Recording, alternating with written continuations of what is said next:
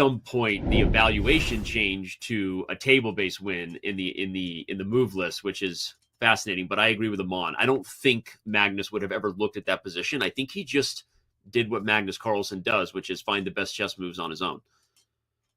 Yeah, and he was kind of struggling with himself there, muttering to himself, frustrated a little bit, but he overcame, right? That was just not a position he was willing to let go. When you think about how close the match has been, that getting that full point, extracting the full point there is really meaningful, and that's what the best players do.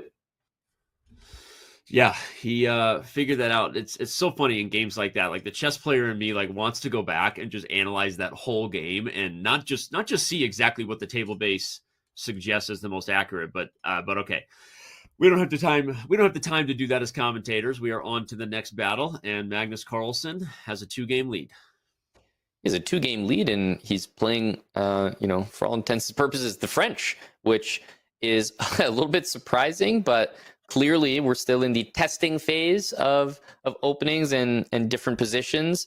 Obviously, he's done pretty well for himself here because he's also, I think, going to find a position that the queens exchange in, and there's just not enough time to, launch a full-blown attack with f5.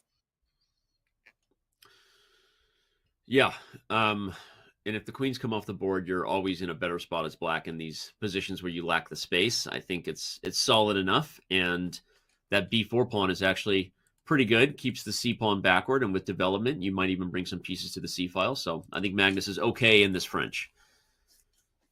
Yeah, I think it's a battle of whether that b pawn is a weakness or not. And, if the bishop exchanges on d3, the other thing is you might consider just playing pawn takes on d3. Then the a file stays closed due to the knight. You can kind of play rook c1. All in all, if it becomes like sort of a pure endgame, I think that Magnus is completely fine. Really no issues. You can bring the f8 rook over. And meanwhile, I guess if nothing is happening, there's no danger, Fabi could still play for g4 and f5, which maybe is why we see f6. Yeah. Magnus wants to undermine the center. As we talk about in the French, when you play f6, e6 becomes the next target. Interesting. Fabi, will he play rook e1 right away? Is there something better? Yeah, rook e1 looks pretty good to me. With the idea bishop takes d3, pawn takes d3, so that you control this e4 square and you don't leave it up for grabs. No, that's a really key point, and counterintuitive a little bit to maybe people who don't play on the white side of a classical French, but that's a pretty common recapture rather than with a piece because of the controls that you get to this key. Ooh, you take a8 first. Is he winning the exchange? And then black might have a bunch of compensation, though, if you keep the bishop, and here comes the e4 square. I don't even know if I like this for white. That's super dangerous. I agree. The knight's coming to e4, the rook's coming to c8.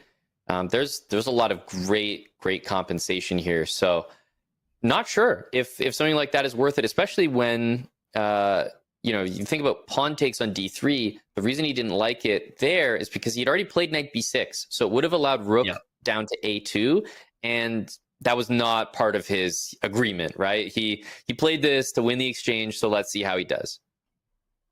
Well, Magnus goes for the exchange, sacrifice, g5 instead of knight e4 check. I know the computer is giving a little bit of missed wins here and there, but I think black's compensation is very real in this game. And that light square bishop and the weak light squares, e4 and c2. I don't know. I mean, I think black's compensation is decent here. So it's decent, but I'm looking at rook a1 a7. That looks really frustrating. And also rook g1 to g7. So it's and notice the rook cannot use c8. The knight on b6 is incredibly annoying. So even though it looks like the c2 pawn is loose, there's no rook c8. So I'm not buying it. Knight e4 is a singular check. Now just play king e3. I'm looking at rook a1, rook a7, and I just think take control of those two open files. I don't believe in Magnus's position.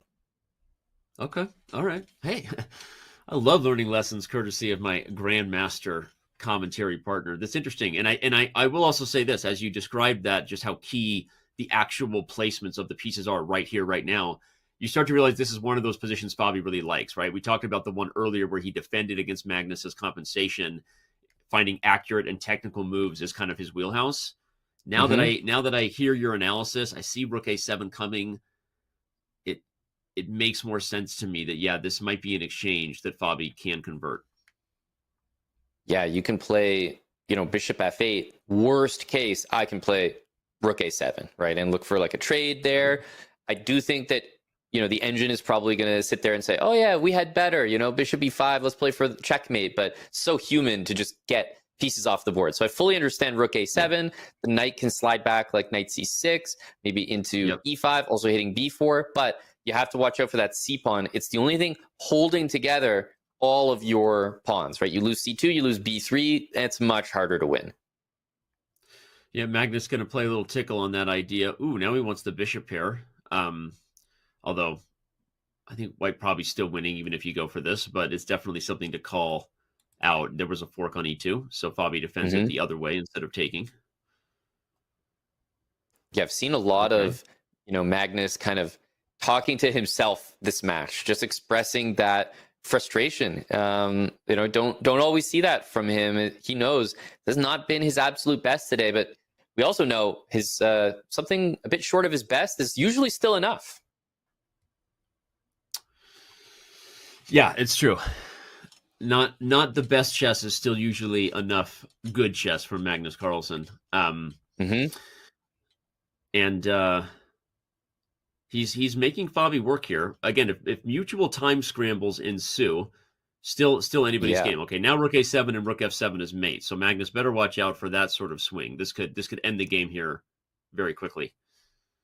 Yeah, and King F6, there's also ideas like Bishop G5, which almost could equally, or sorry, Bishop H4 is what I meant, and then Rook A7, and then King H6, Bishop G5. Yeah, and now Fabi's trying to get the pieces off the board. Okay, so Magnus down to his last tricks, but he's also down on the clock. Yep. This should be winning because, you can always sack. You can always sack on H4, which I think he will, and just play B5. And this got to be 100% winning here. Yeah. Magnus recognizing 100%. That and has to concede, 5.5, 4.5. Shake of the head, Danny. He's not happy with the way that he's been playing some of these positions, and Fabi really recovering and turning this into a really, really exciting and close battle. 5.5, 4.5.